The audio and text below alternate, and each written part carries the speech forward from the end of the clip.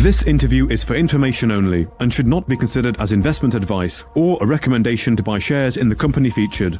Welcome to this Stockbox interview.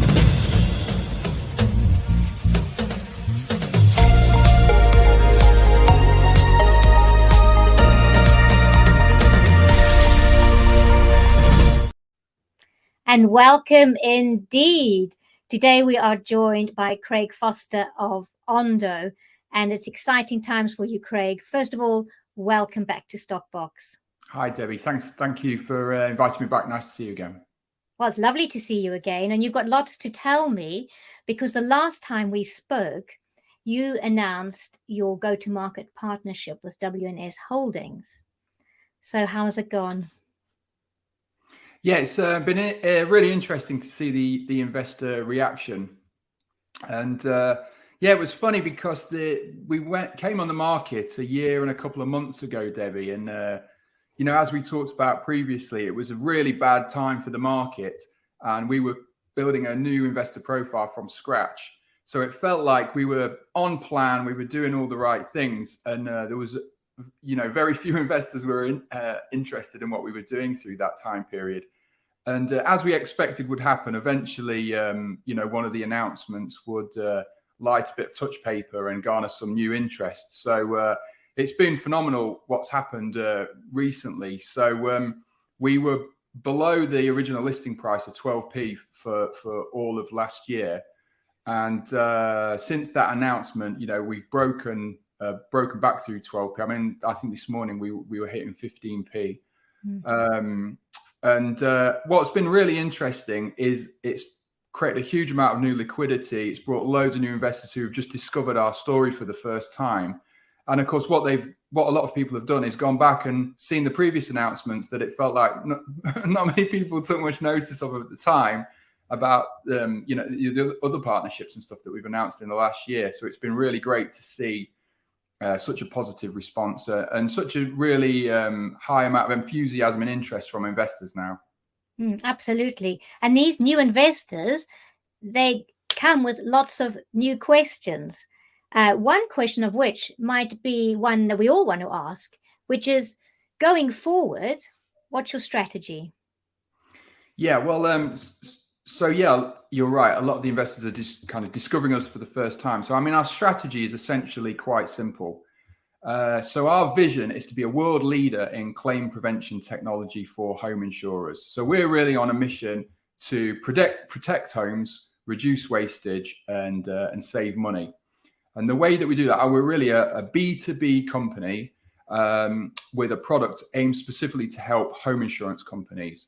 So what we've got is a proprietary technology. It's a low-cost sensor called LeakBot, and we can mail it to customers. It fits onto the pipe where the mains water enters the property, and that single small unit, really easy to install. It takes a couple of minutes, and that single unit can detect a leak anywhere on a mains water system. And we sell those to insurance companies to prevent the huge amount of cost that is created by water damage claims. So small leaks cause claims for home insurers that cost about £14 billion a year in the United States and in the UK. So we provide the technology and we also provide the plumbing services. And insurers pay us because it's cheaper for them to pay us to do that compared to the massive loss reduction that they get as a result. So that's the business model. Our strategy, like I say, the vision is to become the world leader in claim prevention technology for home insurers. And our strategy at the moment is relatively simple. We're focused on our core markets of Scandinavia, the UK, and making a breakthrough in the United States. And our model is to stick really to that kind of plain vanilla model of do those deals with insurance companies, distribute more units, and generate those future recurring revenues and future cash flows into the future. And that's really the primary strategy. And Sweden, of course, that's an interesting case study. Yeah, I mean, we've got a really good business in Scandinavia. So we started first in Denmark. We work with some of the biggest insurers in Denmark. And more recently, we did a pilot with a company called Landshyfringar in Sweden. So They're the biggest non-life insurer in Sweden. So many UK investors may not have heard of them, but they've got a 30% market share, 2 million customers, home insurance customers in Sweden. And we did a pilot in one region. It was a really great pilot. We penetrated 50% of the customer base in that one small region during the test period, delivered the loss reduction, delivered an uptick in new sales for them. It was the point of difference that LeakBot came with the policy. And a few months ago, we announced Landschaffengar's intention to roll this out across the country. So I'm there actually, Debbie, this week. I'm spending the rest of the week with Landschaffengar over in Sweden, meeting some of the other regions who are rolling out the product. So the Scandinavian business has been really good for us so far. So the last time we met, we spoke about the US and WNS Holdings. We're chatting now about Sweden. What about the outlook? Any other partnerships we might be hearing about in the future? Well, it comes back to the strategy. So the strategy, first of all, is penetrating more of the customer base of the partners that we've already signed. So there's a huge amount of volume growth to be and revenue growth to be derived just from expanding with our existing partners as we distribute more devices. Some of those partnerships, like Landschaffengar, are relatively new. So that's the first part. Second is, signing more of those insurance deals in those core markets in the UK and Scandinavia. But also the US is really the one to watch. It's obviously such a huge market. There's a massive opportunity there. US carriers, they're an order of magnitude bigger than the insurance companies in the UK, obviously. They're looking for a solution. They've tried other things. We have a unique way of solving this problem for the insurance industry. And we're really excited about the prospects over there. So that's a big focus for us as a team at the moment. And then beyond that, there's also this really interesting opportunity with water companies as well, where there's been some legislation changes in the UK through the regulator, through Ofwat, where they're targeting the water companies on water loss reduction. And we think that may have also opened up an opportunity. And we've just done a trial with Portsmouth Water recently. And we're looking forward to explaining the results of that pilot to the industry. So I think they're the kind of outlier opportunities just on top of our core business of just doing more of the same with more insurance companies. And it's wonderful to hear you talk about all these opportunities.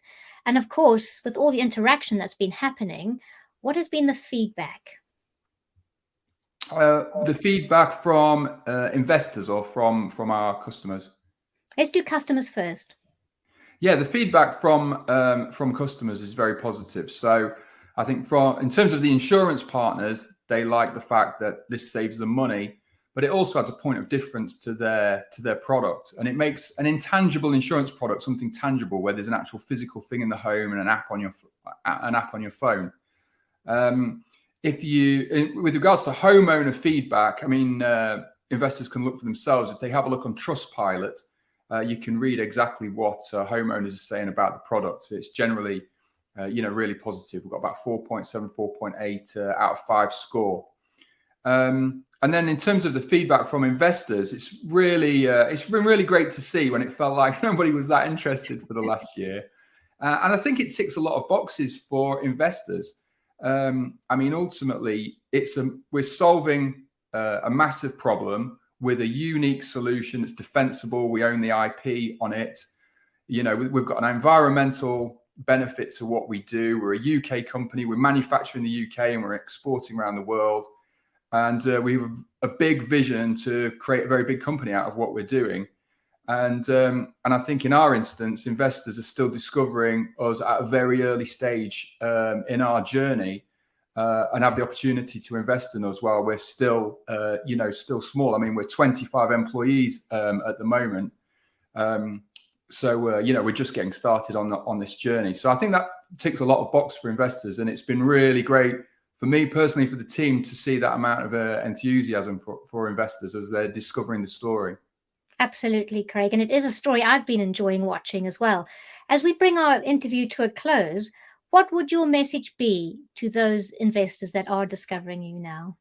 Oh, I'll just say thank you very much for for your support and your interest, and we really appreciate it. And we're, as a team at ONDO, we're really excited about what the future holds.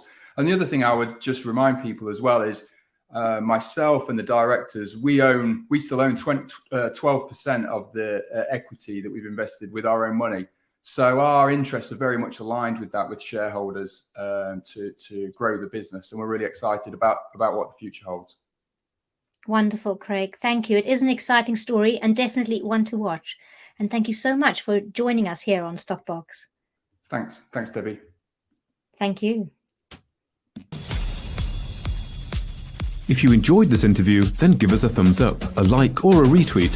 Subscribe to us on YouTube or follow us on Twitter and hit that notification bell to be the first to know when we release new content. There's loads of great content on our website too, across all our programs at stockboxmedia.com. Thank you for watching.